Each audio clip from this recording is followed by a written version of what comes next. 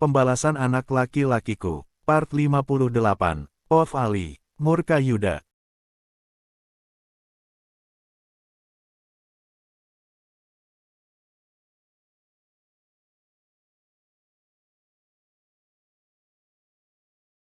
Nggak gitu, Yud. Sebenarnya orang yang selama ini menjadi ayah tiri kamu itu ayahku, ucapku yang membuat tawa Yuda terhenti.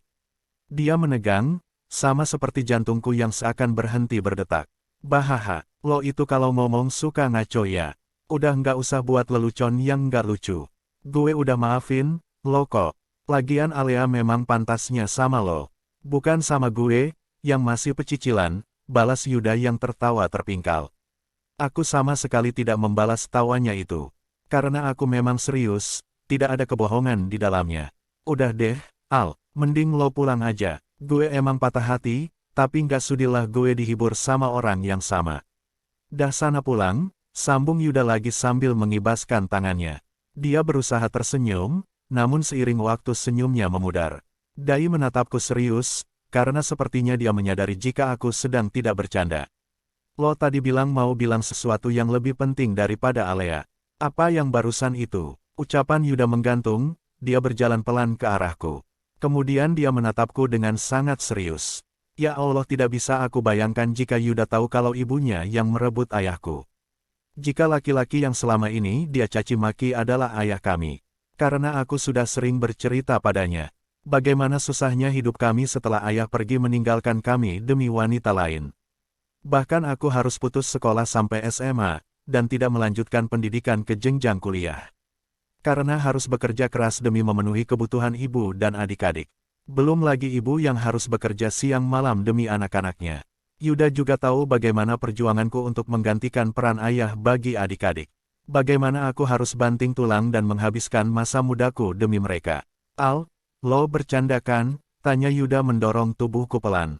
Aku serius, Yud. Laki-laki yang sekarang menjadi suami ibu kamu adalah ayah kami.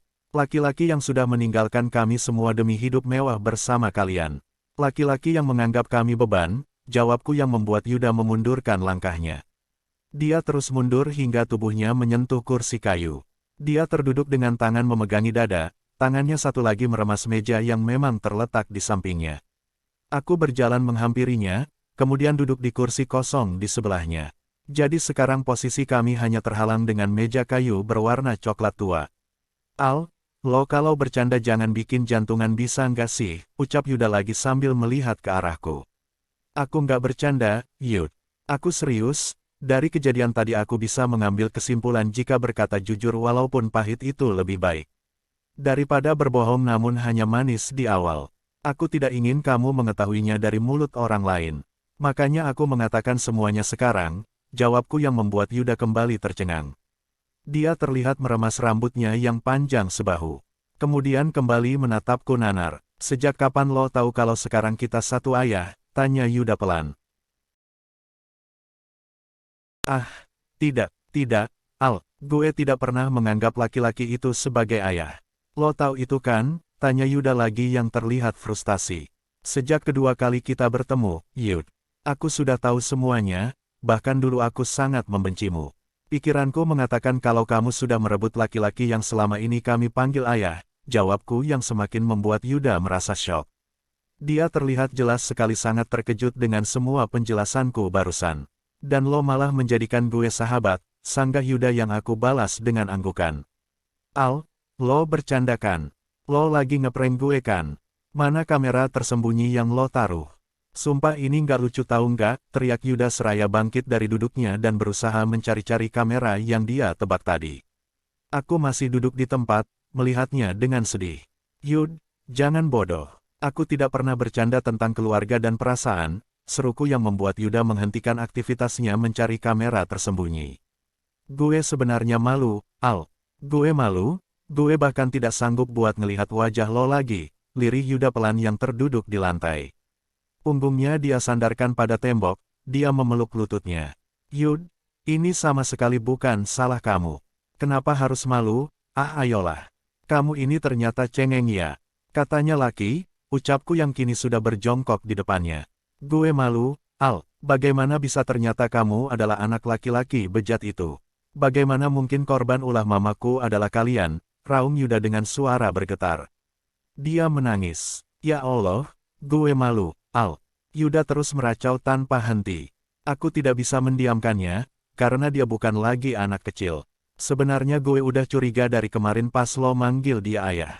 Tapi gue nggak ngangka aja bakalan beneran gini, sambung Yuda lagi. Dia memukul-mukulnya dadanya. Yud, kamu jangan gila. Kenapa memangnya kalau sekarang kita satu ayah? Kamu tidak sudi menjadi saudaraku, tanyaku dengan suara lantang. Yuda mendongak, menatapku dengan mata basah. Gue nggak pantas, Al. Nyokap gue itu rendah banget tahu. Gue malu, ucap Yuda lagi dengan suara lemas.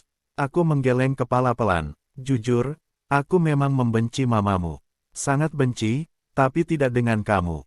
Kita ini korban, ucapku berusaha memberi pengertian. Lo jangan sok dewasa, Al. Gue tahu lo sakit kan, tanya Yuda mendorong tubuhku pelan. Sehingga aku yang tadinya berjongkok terduduk di lantai. Aku sudah sering sakit, Yud. Ini bukan masalah besar, bukankah hidup ini cuma tentang bahagia dan sedih, balasku yang membuat Yuda menganggukkan kepalanya. Kayaknya gue pengen ngilang aja tahu nggak, malu gue, Al. Jahat banget ya ternyata nyokap gue.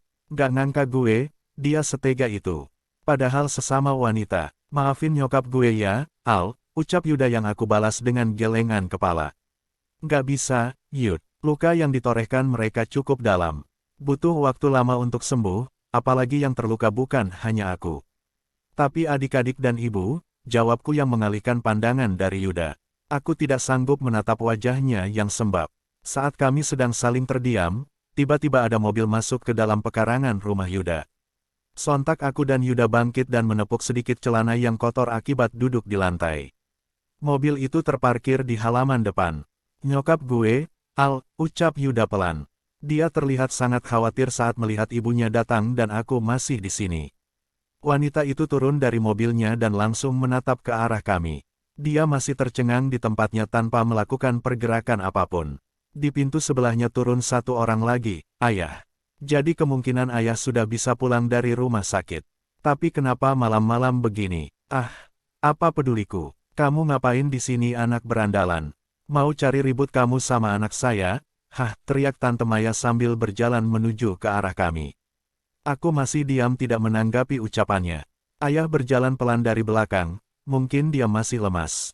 Tante Maya begitu marah ketika melihat aku bertemu dengan Yuda. Mungkin dia tidak tahu jika selama ini aku dan Yuda bersahabat. Jadi dia syok ketika mengetahui aku bisa kesini dan bertemu dengan Yuda. Mungkin dia juga berpikir jika aku kesini untuk memukul anaknya.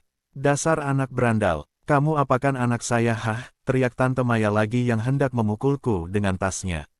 Tapi dengan cepat Yuda berdiri di depanku dan menghalangi ibunya untuk menyerangku. Stop, Ma, stop. Udah cukup mama dan laki-laki itu nyakitin mereka. Jangan ditambah lagi dengan penderitaan yang baru. Bentak Yuda yang membuat gerakan tangan Tante Maya terhenti. Dia tercengang melihat Yuda yang membentaknya. Yuda, kamu ngebentak mama nak, tanya Maya dengan wajah pias. Saat mata kami saling beradu, aku membalasnya dengan senyum mengejek. Sebenarnya bentakan itu kurang, Ma. Karena sakit yang mereka rasakan lebih dalam ketimbang hati mama sekarang. Bahkan aku malu tahu nggak punya ibu kayak mama. Malu? Ma, seru Yuda dengan bahu yang kembali bergetar. Aku menepuk pundaknya menguatkan, serba salah. Satu sisi aku senang melihat Maya dan ayah dibenci oleh Yuda. Satu sisi lagi aku kasihan dengan nasib Yuda. Otak kamu pasti sudah dicuci oleh anak preman ini, Yud. Kamu ngadu apa aja ke anak saya? Hah, bentak Tante Maya lagi yang kembali ingin menyerangku. Tapi Yuda masih dengan sigap menghalanginya. Cukup, Ma. Kenapa sih nggak ada rasa malu sedikit pun dengan apa yang sudah kalian lakukan? Setidaknya kalau tidak mau minta maaf, tahu diri. Kalau kalian salah, teriak Yuda lagi. Kamu nggak tahu apa-apa, Yud.